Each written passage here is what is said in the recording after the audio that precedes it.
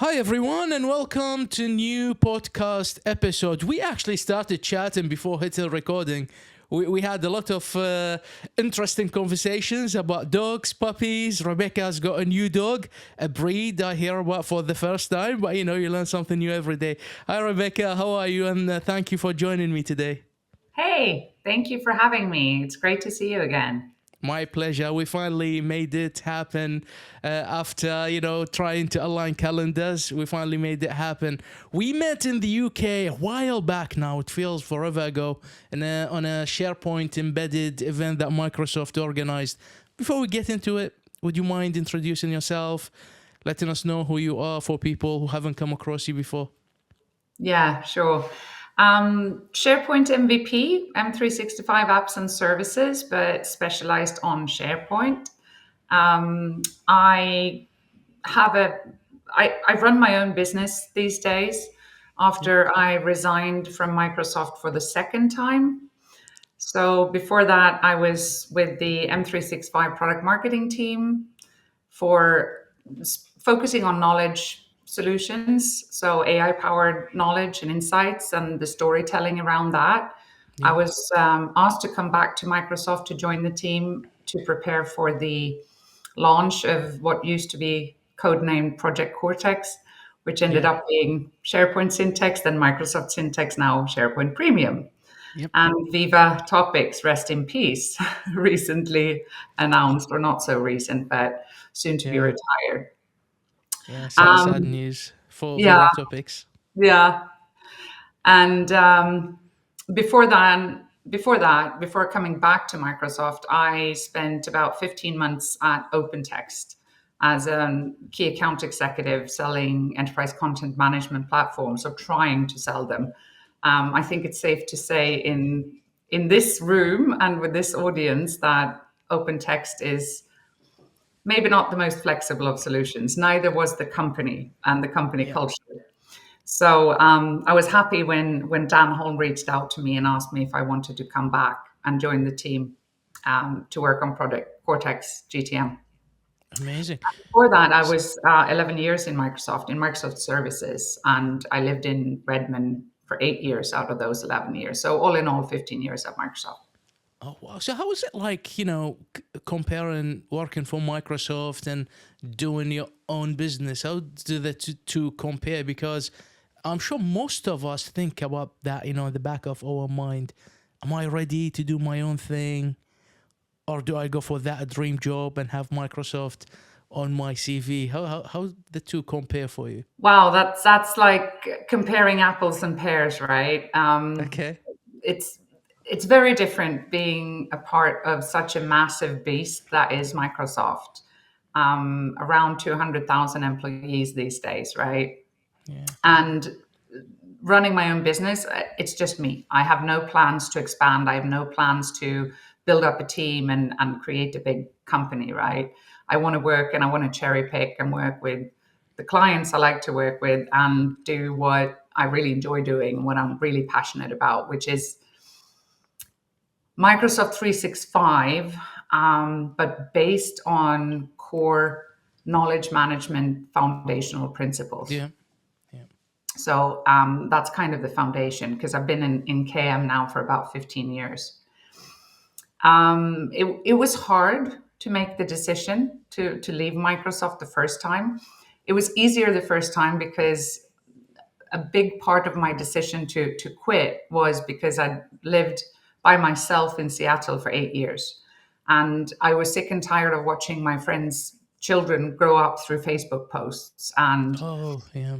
you know, I did go home quite often. I went home for Christmas 2 or 3 weeks and then 3 weeks in the summer. But that all was very hectic because then you were buzzing around the entire country or half of the country as a blue ass fly, as my British friends would say, trying to meet up with everyone and fit my vacation into everybody else's schedule. So that was easier. The second time was a lot harder, but Mm. it was just time. My role had changed, the team had changed. I wasn't able to focus as much on business value messaging and storytelling around knowledge. It became more technical product marketing, and that's not really, you know, what I do, and it's definitely not my core skill and expertise. So I thought maybe now is the time, right, to work for myself and just focus on exactly what I love doing and what I'm truly passionate about. But then getting the Amazing. MVP award was very exciting because Long overdue, I might add. what was that? Yeah, thank you. Long overdue. You're much too kind. Well, I mean, that enables me to be very, even more deeply ingrained with the product teams and honestly having a much bigger impact, I think, than you can as an employee, right? Yeah, true. Because product group and the team members there really listen to the feedback that MVPs give. And Yes, we're part of a lot of discussions that others are not privy to, including internal employees, right? correct. Yes, absolutely. Yeah, So I love it. It's all the benefits, it's all the tech, it's all the cool people, all the MVPs that are amazing. I felt like I was part of that community before I got my award, before I was nominated even. yeah. So yeah, it's been like coming home, but not having to deal with the internal processes and admin and politics that Yeah. come with a global corporation of 200,000 employees. True. And you see, the thing is about the MVP community. It's the most wonderful people you can meet. I've seen people helping each other with their CVs, spending time helping them to get back to the market if they've been laid off, and Mm, genuine. And the thing is, all that time is not on for social media or for consumption. All happens in the background, mm. and that tells you a lot about the character of these people that we are both, I consider fortunate to be part of. Yeah, I've never reached out to an MVP asking a question or asking for some advice and not got an almost instant response. And Yeah, everyone's just been happy to help, even though they're super busy with their own clients and their old day jobs and so on. But it truly is a community in every sense of the knowledge management definition of a community, and as how we think about community in terms of shared values, shared yeah, interests, and just that sense of belonging from the get-go. absolutely. Yeah. Absolutely, and it's really interesting that you mentioned your history of your career, worked in different places, you had experience in the US, in Europe. Um, so we kind of started this conversation on LinkedIn before even getting into the podcast. What's been going on in Europe and some countries, mandating people to go back to work from the office for the full week. And I know in the US, for example, since the new administration making mandates as well for federal employees from next week, go back and do full time from the office. And I've seen people talking on LinkedIn. You can't expect us to change our life upside down. People arrange their rent, where they live, and all that, because that's what the business, offered back then, the ability to work remotely. And I know you feel strongly about this. I feel strongly about this. What are your thoughts on that topic in particular? I genuinely believe that an organization, a company that will force their employees back to 100% working from the office, 9 to 5, are not going to be successful and sustainable in the longer run. Um, I hate to reference the pandemic because it's for Marvel fans out there, it's like Thanos and the blip. Yeah, It's 3 years of our lives that just disappeared, right? And yeah, we came out of it and whoa, what just happened? So a bit like that. But I think a lot of employees in countries around the world got used to having that freedom and responsibility of being productive and deliver on their commitments and their targets, but deciding when and where and how to do it.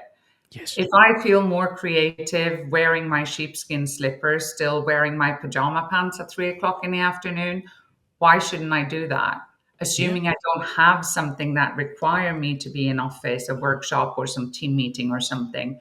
So I believe that the companies that embrace hybrid and give their employees the freedom under the responsibility to take ownership of their own work products and their own work and deliver the results, um, are not, are going to be the most successful, right? Yeah.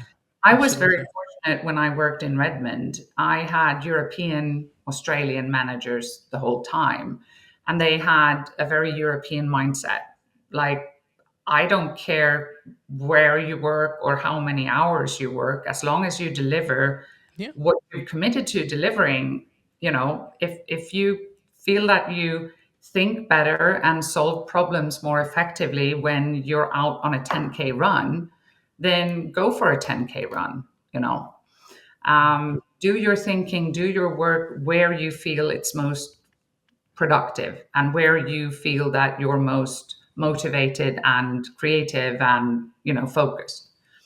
So I was lucky, but most of my American colleagues that had American managers, they had to get written permission, even if they were just going to stay home in the morning because they had a contractor come to repair their furnace that broke down over the weekend, right? So Yeah. I never experienced that culture. And having had my career prior to moving to Redmond in Europe and in Sweden in particular, where this has been the norm for a very long time. I joined Microsoft in Sweden in 2007, and we had no issues. We didn't need to ask permission. Our managers appreciated if we informed them when we were going Sure. to work from home, but there was never a question of having to ask permission. Absolutely. And you see, the thing is, I see that big disconnect because I also see the most vocal voices that attack the hybrid or remote model are always, those people who are in a senior CEO founder position. They have the best office in the building, the best views. Their work setup is all, set in a way to serve them. Mhm. While to me, like for the majority of the workforce, it makes zero sense to turn up to work in in a box, all of you join in a meeting on Teams because there are no meeting Exactly. rooms available. It's just Yeah. doesn't make sense, It makes zero sense. If you add on top the expenses, the commute Yeah. time, the distraction as well. And I personally, I don't believe in 100% remote work. Yeah, Based on my personality, I need the social interaction and the social connection. I need to have that coffee yeah, break and sit and chat with a colleague and someone they know that I've never met before. I didn't even know they worked for the company. But, we start a casual conversation about my new puppy or their ski trip, whatever. And then you start building that connection and you start getting to know someone. And then, you know, a couple of days, a couple of weeks down the line, all of a sudden you remember this person when something comes up in a work context. And now you have another connection, someone that might have solved the problem you're facing now, or you just discover new opportunities to collaborate or to innovate, to create. So for yeah, me, that's very important. And because I've always worked in technology, but very much with a focus around people and culture, and driving adoption and change management by really understanding the business problems we're trying to solve, what's the experience for the employees, what's the need of the employees, what's the desires of the leadership team. Um, I've done a lot of yeah, studies on human behaviors and what drives us and what motivates us, and written papers on it, and that sense of community and that sense of belonging is very important. Most of us are social creatures. We True. like the human connections, right? There are some people, but I would say they are the minority, that are, completely introvert and prefer to work just on their own, right? Yeah. But the Yeah. majority of us need that. So that's also where I find that, mandating people to be in the office Monday, Wednesday, and Friday, or every Tuesday and Thursday, and having a strict, rigid schedule. In some industries and in some workplaces, it's necessary. You can't be a doctor and choose to work from home if you have Of open heart course. surgery Yeah. on Of Wednesday. course. That goes without saying. But for most of us in knowledge worker roles, um, I think you'll put people off and you will demotivate them when they feel that they're boxed into a specific day, that they have to be a specific place. If you let people choose, you will see that people will start to congregate and people will start to communicate with others to find out when their peers are going to be in the office, when collaboration partners from other teams are going to be there, and they're going to come to the office for that social engagement. And sometimes for a workshop or for a work meeting. But I Yeah. think in the long run that is much more productive, Yeah. because it motivates people, it inspires people. They choose to go to the office because they're also getting something out of it, not because somebody said thou shalt be in the office every Tuesday. Yes. You're actually setting me up to a question I had in mind from the examples and scenarios you mentioned. So, on the topic of knowledge management, you mentioned the social nature of us as humans, and you used yourself as an example. You prefer to have that coffee break, catch up with a colleague, have the social interaction. And it seems now that hybrid model, and so some companies like mine, we are fully remote.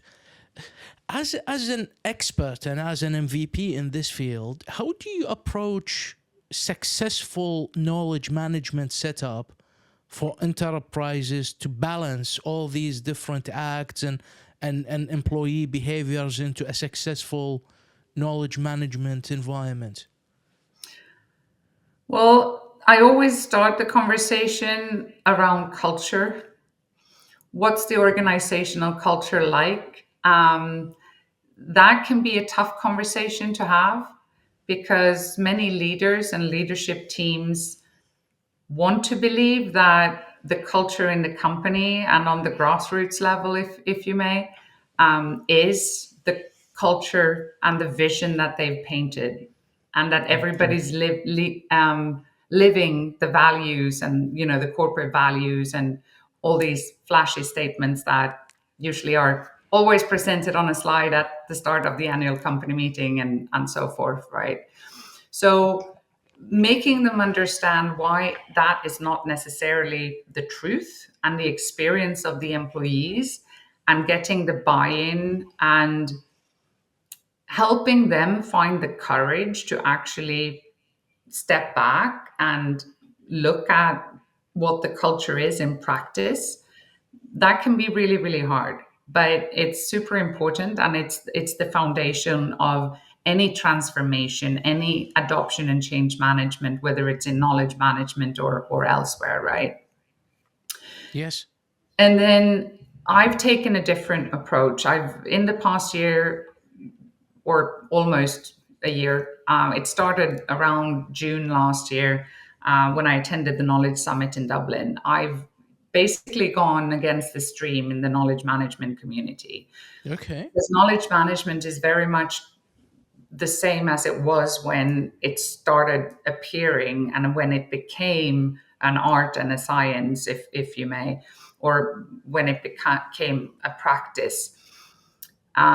It hasn't changed a lot, and the foundational principles, what we try to do with knowledge management and why it's valuable, hasn't really changed. But the context where we're trying to implement knowledge management principles have changed a lot in 30 years.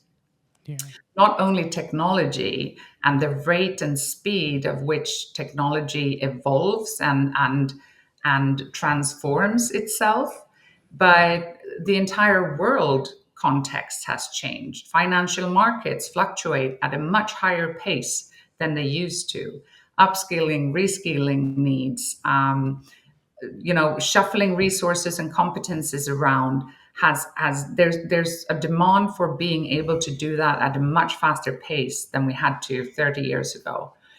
So a lot of KM practitioners take the same approach as the grandfathers of KM when they defined all the frameworks and processes. And so they start with developing or defining the knowledge management or the knowledge strategy. And that takes 3 to 6 months, right?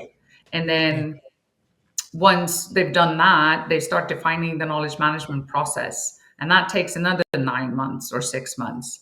And then you should implement that process. And, God knows how long that takes to implement a new process in a business.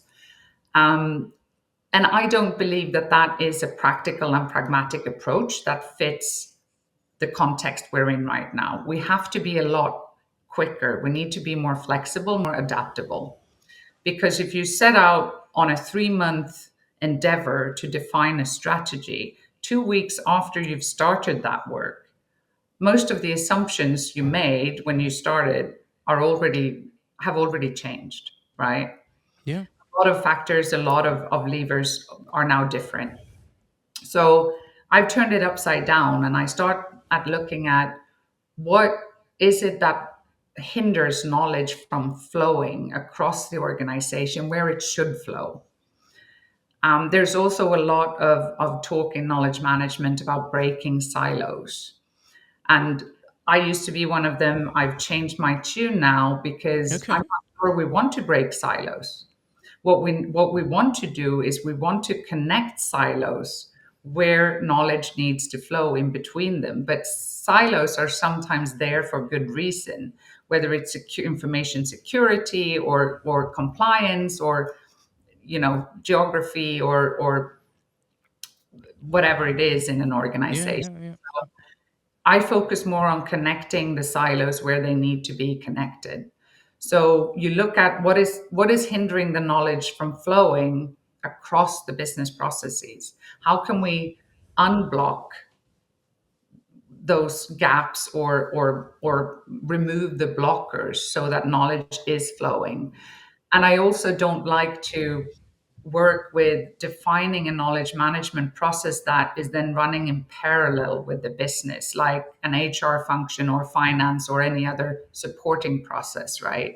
It needs to be Sure. integrated within and across all the business processes. So, how do you deal with resistance to change or people appreciating the value of the concept of knowledge management? Because from my experience, I see organizations only appreciate that when they reach a far away, end of their journey where they see, oh, this is a serious problem now and we need to fix it. Mm. While if it was in the early part of their journey, they kind of overlook it and they don't see it as something essential to influence their productivity, the ease of moving within the business and improving their services. How do you see them accepting what you tell them? What's your game card, if we say, to get them to see the value? It's all about helping them see what's in it for them. Yes. Because organizations are very good at talking about what's in it for the organization, what's in it for the customer, but you also have to define what's in it for me as an end user or as a knowledge worker in that organization. So you start by identifying what frustrates them, what is preventing them from doing the best at work, right? From bringing their best to work. One classic example that knowledge management professionals and practitioners have battled and the always in the top three of the feedback you get when you speak about content management, for example, is that search sucks. Well, of course, search sucks because we don't have governance on our content. We don't have a taxonomy. We don't have metadata tagging on our content. And because there is no governance and no role based access controls in place, we have 53 versions of a draft of a project spec or project report that never even came into fruition because it was cancelled during the feasibility study, right? Yeah. So then some people say, well, we don't need that anymore now that we have Copilot and AI, because that will find anything for us. So we don't need to organize it. We don't need to tag it. We don't need to, you know, apply lifecycle management to our content and get rid of the old stuff, because Copilot and AI, they're so smart that they're going to figure it out. And that's when I usually bring up my number one pet peeve in media and everywhere, when they start talking about AI hallucinations, Yes. as if it was this mysterious thing where AI is growing some kind of consciousness that it starts inventing stuff. It's not inventing stuff because it's smart. It's inventing stuff because the quality of the content that it's reasoning over is so poor. Yes. If there are 53 versions of a draft document and one version of the final approved document, of course, any AI is going to assume that this thing that appears in 53 different SharePoint locations, that's more important than the one that appears only once. Absolutely. Absolutely. So it's You about mentioned. breaking it down into tangible, practical scenarios, right? Yes. And And then, yeah, no, I was just going to say, and then to measure success, I also, I spent years of my life when I was driving adoption and change management for the KM strategy and Microsoft Consulting Services, which I then inherited the whole strategy and all the business requirements and stakeholder relationships around that when my manager took early retirement. yeah. Um, the we were so focused on trying to measure community engagement and number of responses to a question asked to a community, the response time, all of that is super easy to measure. We could do that even though they were Outlook distribution list based, right? But the one that knowledge management practitioners have always struggled with is IP reuse and the value of that, and even being able to track if a document is created from scratch or if it's actually based off a template or based off of somebody else's work, right? But also the Yeah. ROI. So that's where I advocate what I call a modern balanced scorecard, one that doesn't have only the hard KPIs in terms of number of hours per employee per week that has been saved, or productivity increase or cost reductions, but extrapolate all that phenomenal user data that we can get from various dashboards and admin centers in M365, where you can actually start looking at the behaviors Yeah. and where you can extrapolate that to compare it and correlate it with things like sick leave or high negative attrition, right? So it's very important to not be afraid to incorporate the soft metrics, employee happiness, employee well being. Employees that are happy, that are highly engaged with their teams and with the communities within their organization, are going to be more motivated. That makes them more productive. It Yes. makes them more innovative, but it also means they produce much higher quality work. So everybody benefits and they're going to stay with the organization because they feel that they're part of something bigger. They want to be there. They want to work there. They're having fun Yeah. at work. And in some Absolutely. organizations, it's really hard to start talking about employee happiness because that's all fluffy, weird, peoply stuff. Exactly, exactly. It's sometimes the fluffiness, it's the big differentiator. And it's interesting that you mentioned Copilot and AI, because I would like us to talk about that aspect in a bit as well. In my books, Copilot and AI makes it even the more important to have your knowledge management, compliance, governance, and the flow information in order, because the bad practices you have will be on steroids with Copilot. So just back a couple of steps to what you were mentioning a bit earlier. And I appreciate, organizations are different, and the need may be different. Well, is there a stack that you see quite effective working together? And you mentioned a couple of examples. You mentioned SharePoint and you mentioned M365 Center as well.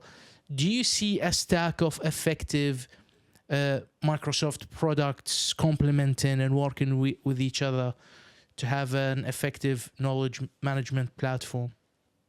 Yeah, I do. A big chunk of knowledge management is what us KM nerds refer to as explicit knowledge. So, content, documents, whether it's movies, audio files, images, but anything that's tangible, right? Yeah, yeah, What is super important and what we need to remember, and this is why I sometimes give a talk at collab days events, etc., that it's named something around something like, moving from ECM, enterprise content management, to EKM, enterprise knowledge management, because the AI services that we have today, the agents, the co-pilots, reason over a lot more than just the content that you have in SharePoint. It's chat, it's email, it's your calendar, it's community conversations in Viva Engage, it's answers in Viva, um, and it's SME approved answers in Viva are going to be weighted when Copilot reasons over, and given more importance than just a general Q&A where there's no best answer marked or so forth. So we need to think about that. We need to recognize that it's not just content governance, but it's knowledge governance. So we need to expand the way we think about governance.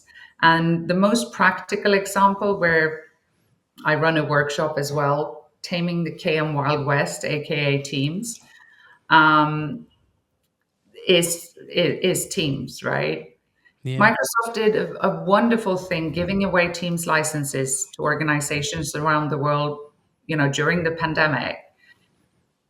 They did these organizations an unintentional, of course, disservice in not being super clear and making sure that these organizations understand what happens on the back end when you create a team, or when you create a team with one shared and one private channel, etc., etc., because you get an exponential growth of SharePoint sites that the majority of the employees in the organizations don't even know are Hmm. being generated.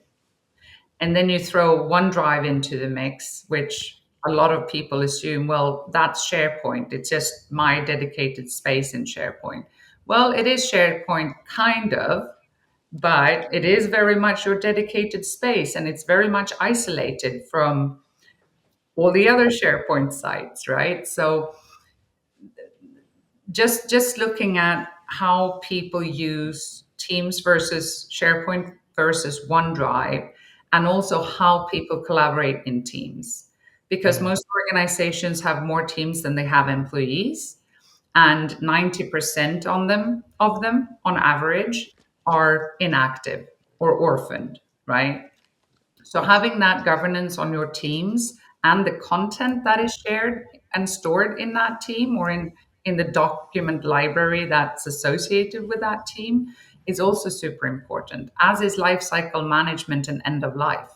You need to manage your teams when they are no longer being used. You need to decommission them. You need to, archive, harvest any content that should be harvested and stored appropriately. And most organizations aren't aware of this. Yes. I wonder, have you come across the M365 backup and restore? Have you seen it in Yeah, I action and have, act? but Yeah. I I try intentionally to stay very much the business value and the end user aspect. I don't Yeah. like to go into the tech because there are so many other MVPs that are much better at that. Sure. Um, Yeah.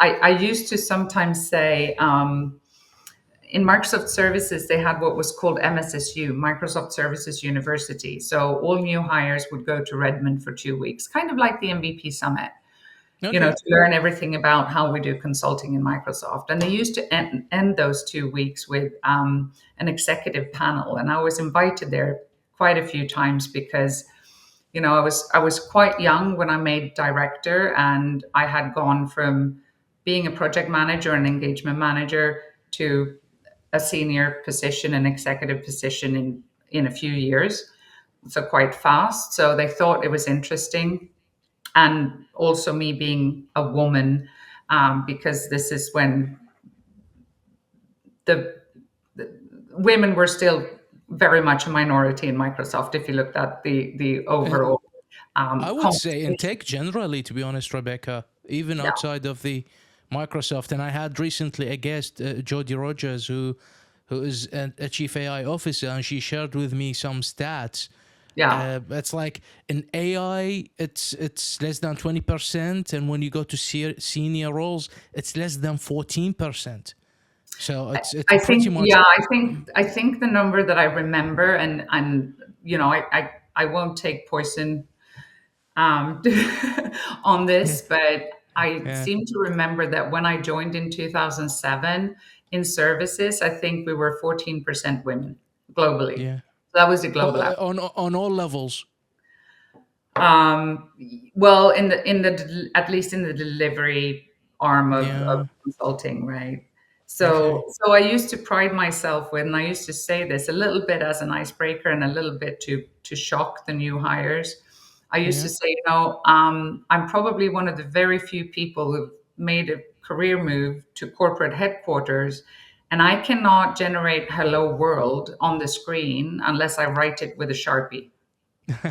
So I'm not a coder, I'm not a developer, right? So I'm Yeah. always in that end user business value adoption space. That's where And so and I and am to, aware of backup and restore, obviously. And I know yeah. there's been a lot of work and a lot of improvement. Yeah. My focus has been on backup, restore, and archiving in SharePoint Premium. Yeah. And to be honest with you, you don't need to be a developer or a techie or a code-minded person to be actively involved and bring value in our space, because there is design, there is sales, there is project management, there is product marketing. It's a very vast space, and that's the thing that where people just to try to reduce it into sitting writing PowerShell and tech, which doesn't do it justice in my opinion. There is a lot of creativity, I think, involved in our space. But what you mentioned there is quite interesting. How that journey been like for you to make it into a director level, and was there? How did you find it? Did you enjoy it? Did you Yeah, find I did. pressure? Yeah, yeah, that would be interesting to hear. No, I mean, in all honesty, there was a lot more pressure when I was in delivery management roles in the field in the subsidiary in Sweden. Yeah. I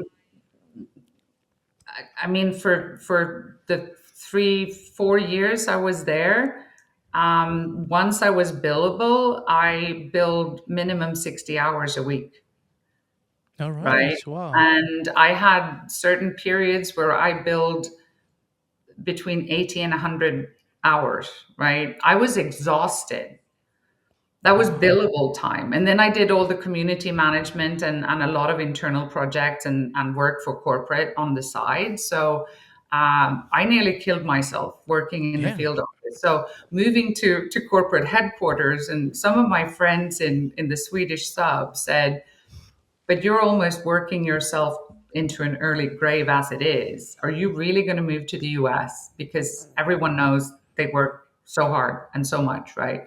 Um, I've never worked as few hours as I did there Oh because wow. I If had my 40-hour work weeks.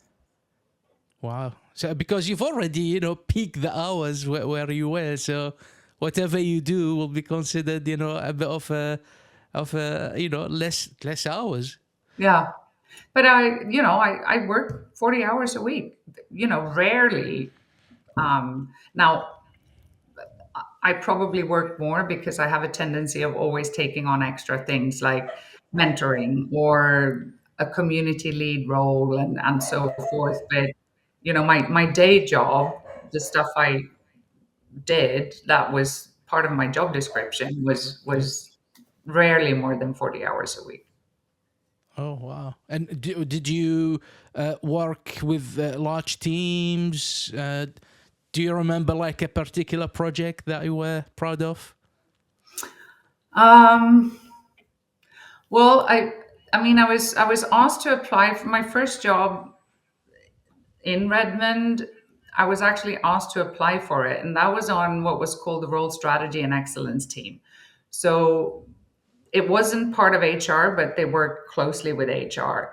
So Yeah. Okay. defining all the job descriptions, career stage profiles, all the performance management, the annual KPIs for project manager and engagement manager roles. And I had been very vocal as an engagement manager in Sweden, giving feedback continuously to corporate and attending workshops at events like Tech Ready, etc., because I knew that the EM role wasn't perfect in its design. There was a very high turnover on engagement managers, right? Yeah. And most of them were way too many hours. So I gave a lot of feedback on the administrative burden, how we could simplify that, how we could improve so that they would have better work-life balance and be able to actually serve their customers rather than update internal, engagement portfolio tools and dashboards, etc. So that's why I was asked to apply for this job as the role owner, it was called, for the engagement manager role.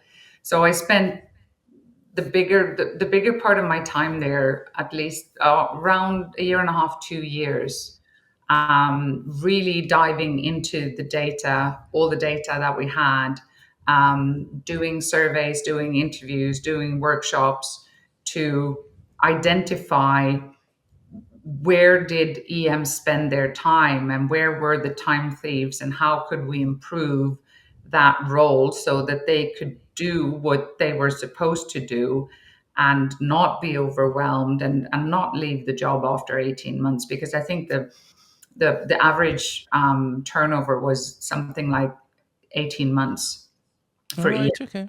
which is not good for the business because someone who's responsible for the portfolio, you know, for customers need to be there more than half a project sometimes. So, um, and we made a lot of changes and we improved that a lot.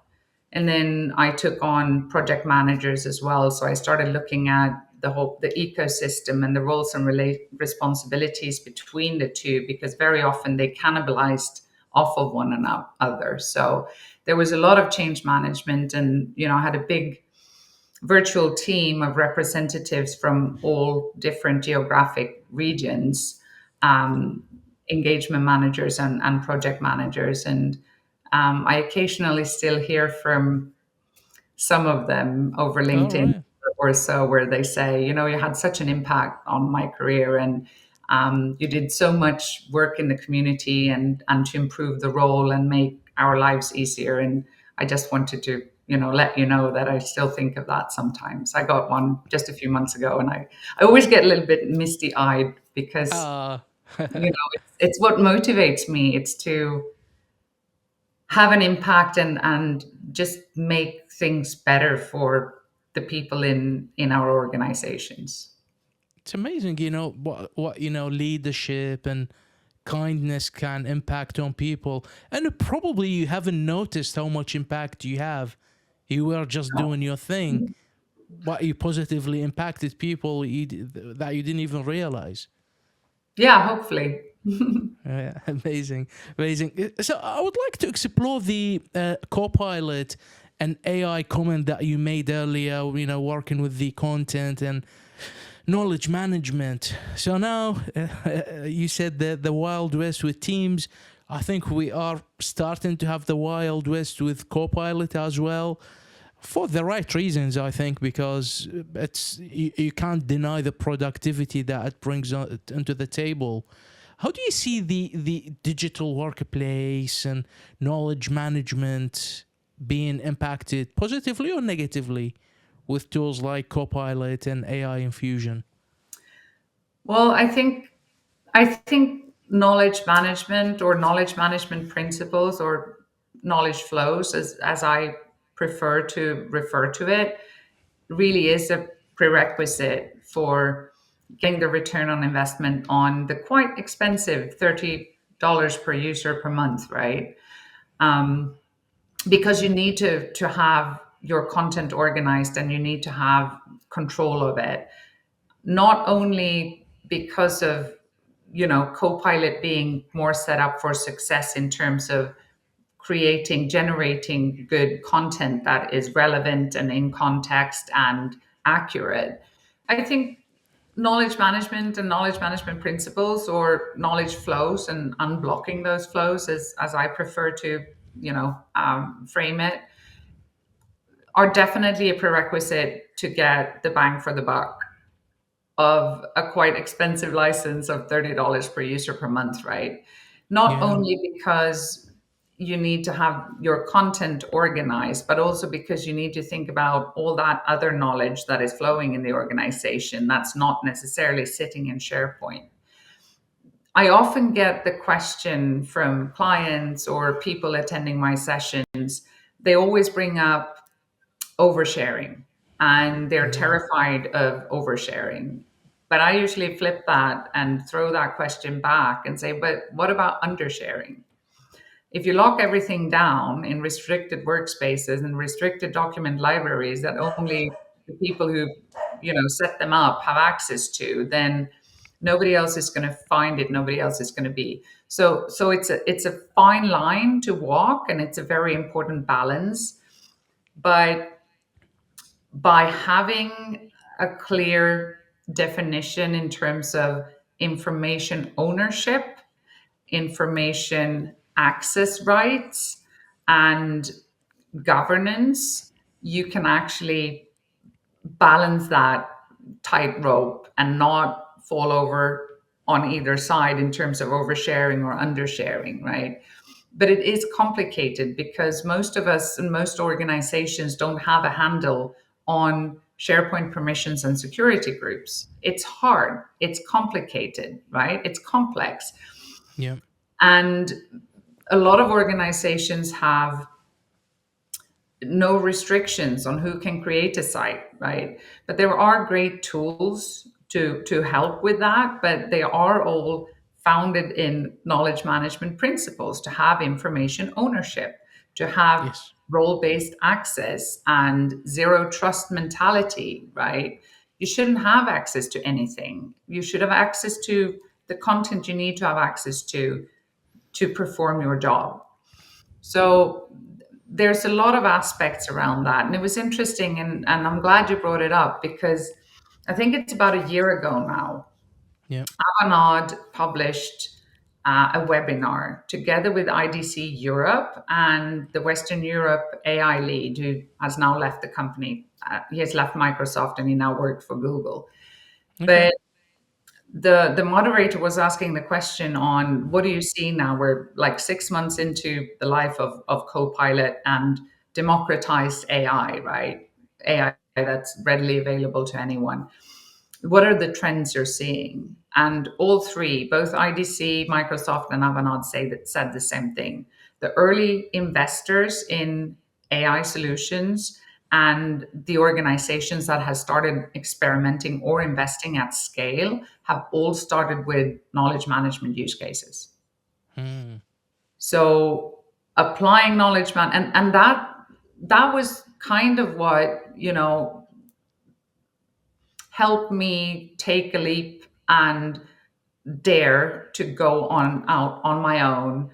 create my company. And I thought, now is finally the time when there will be a demand for people with knowledge management expertise, KM practitioners and professionals, because organizations are going to realize that they will need this to get the ROI on their AI licenses.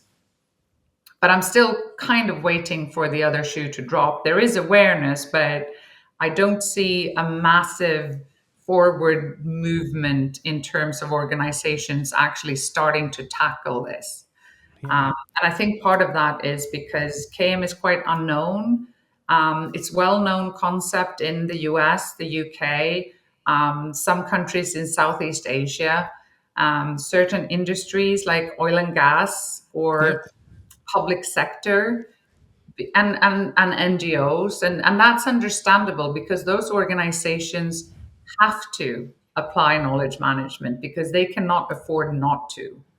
Whilst public companies, for profit organizations, have the money that they can waste all that knowledge, right? So, Yeah. um, Do you but know that because 2025 is the year. it is, and things are changing. I mean, to be honest with you, my new role that I started a few months back, I made the shift from SharePoint into being, Copilot and AI focused because of that much demand that we have. And I completely agree with you because my academic background is in information management, Mm, and I do understand the concepts of, around the explicit and the tacit, and bringing all that into action. The challenge we have is these type of projects in most cases are technology led, which I don't believe they should be. no. Technology is part of it, should be involved, to make sure all the controls and the right setup is in place. But there is that missing link between business tech and knowledge. And like you said, knowledge may bring up a lot of uncomfortable conversations that need to be had because you would tell them the internal politics you have doesn't make sense and is Mm, impacting how you do business. mm. Yeah, no, that's very true. But it's like any transformation, right? When I started out after university, it was called business process reengineering. Then it became business transformation. Then it was digital transformation, and now it's AI transformation. But at the end of the day, it's the same thing, right? Different labels and different context. And what we need to always have at the forefront and what has to be the North Star is how can we make work easier Yeah. for the people in our organization? How can we make sure that they spend the majority of their workday doing, creating, innovating what their role is defined to do, as opposed to waste 2 hours randomly searching all different content repositories all over the place, right? Yes. So I think more so now than ever, that technology is a lot more integrated, and I'm starting to feel like technology is evolving in a way and is so intelligent and so integrated in everything we do throughout the workday that it's actually starting to lead and make apparent the change efforts and the behavioral change and how we do things, that it is it is actually now the horse instead of the cart. And I for Yeah. the longest time when I worked at Microsoft, and sometimes I got a little bit in trouble with some of my managers when I went out on a stage at an external event or published an article on LinkedIn where I said, you know what, it's 80% people, it's 10%, 15% process, and technology is the 5 or 10% at the end. That's the easy bit. They didn't Yeah. always like when I said that, as a representative of Microsoft, that, oh, technology, that's the easy bit. Like, but Yeah. but now I'm actually starting to see that the evolution and rate of change and how AI and M365 is evolving, is actually starting to drive and create a demand for that change. So it's an incentive almost to change, as opposed to you do all the change and then you fit in the tool, right? Absolutely, absolutely. I think And it to can be, help yeah, us more. yes, yeah. And to be honest, you do bring a lot of great awareness on LinkedIn and your podcast. So people listening, I'll include all the details in description. I highly recommend you to catch up, and because you go with deep dive, don't you, into knowledge management concept. Can you talk to us a little bit about your podcast and Mhm. what community work you do for knowledge management, so people can engage and follow what you do? Yeah, I the podcast is called Knowledge Fika, and you find it on Spotify and another 10 or 12 major podcast platforms like Amazon and Apple and all of those. Yeah. And it really started out when Dawn Brushammar, my co-host, reached out to me on LinkedIn, and she just sent me an email and she said, "Oh my God, I'm so excited to find another knowledge management person in Sweden." And, we didn't talk much. We exchanged a couple of messages and then we said, well, let's meet for a virtual coffee. So she's American from Chicago originally. All Um, right. yeah, and now lives in Sweden. And I was a Swede who spent almost a decade living in the US. So that was also kind of a way for us to connect, right? What did you find most weird when you moved to the US? What was most difficult, and vice versa. But then we both shared that passion for what in Swedish culture is known as fika, which is a casual conversation. And, 30, 40 years ago, most organizations, it was 10 o'clock on the dot, people would go to the coffee corner and sit down and have fika, and 3 p.m. in the afternoon, right?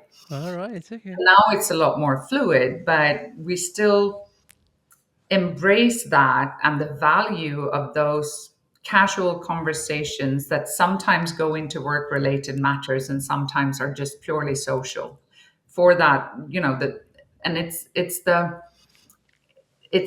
a platform for the serendipitous encounters where you start sharing tacit knowledge that you otherwise wouldn't share. So there is business value. Most of my American colleagues, when I tried to explain this, said, so it basically means you have scheduled time to slack off work. And I'm like, no, not at all, right? This is where a lot Yeah. of good things come out of. So we start. Rebecca, sorry not to cut you off, but I'm start because I'm having podcast guests from Europe, UK, and the US, and I'm starting to get like a pattern that the work culture in the US seems to be widely different to the work culture in EU. That's the kind of impression that I'm getting from my It is. guests. It is. Mm, It is very different.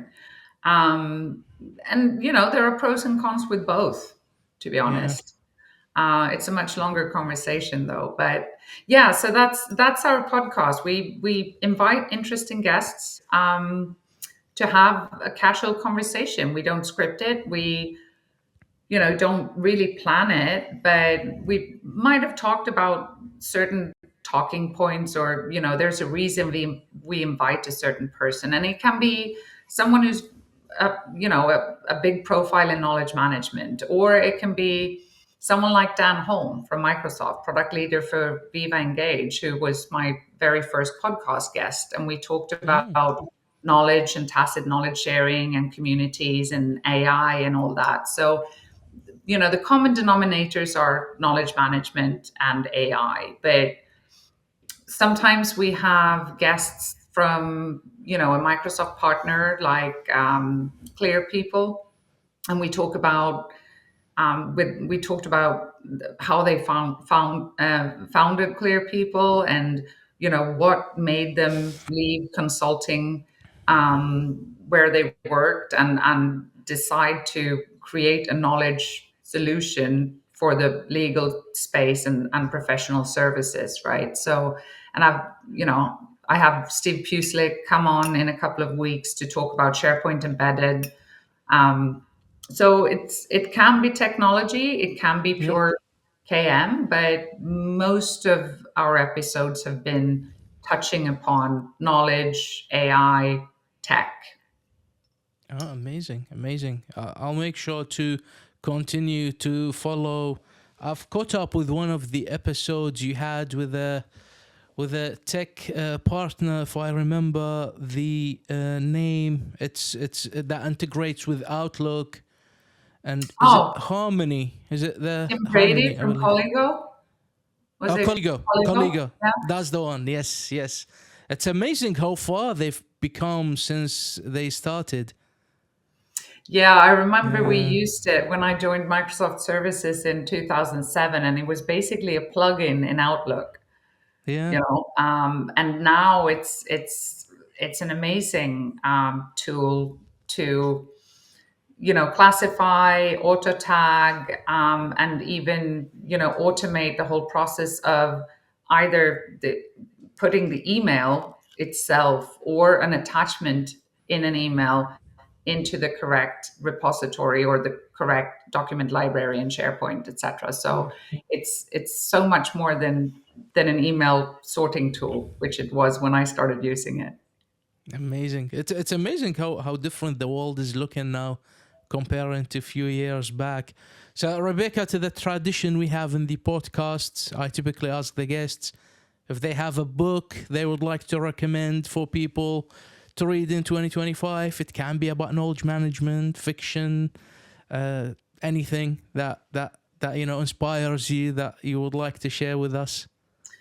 And this is the point in the podcast where I should not admit that I still haven't read a single book on knowledge management Oh because wow. I find them so academic and so boring. And it doesn't have to be boring. Um, I think I don't remember the name of the book now, but it's a good friend of mine and a fellow MVP of ours, Rodrigo Pinto from Portugal, who's just published a book on SharePoint and All right, okay. M365. I'll look up the title for you because I can't remember off the top of my head, and it's getting late here. So I've Yeah, had a long not a day. But problem. it'll be waking me up at 5:30 in the morning. Not a But problem. I will definitely send you the link to that so you can include it with your podcast because Amazing. I'm looking forward to reading that. Amazing. Thank you so much for your time. We've discussed a lot of insightful topics. Thoroughly enjoyed the conversation. Is there anything you would like to close with? Anything that we haven't discussed or brought up so far? No, I think it was. I think it was a great conversation.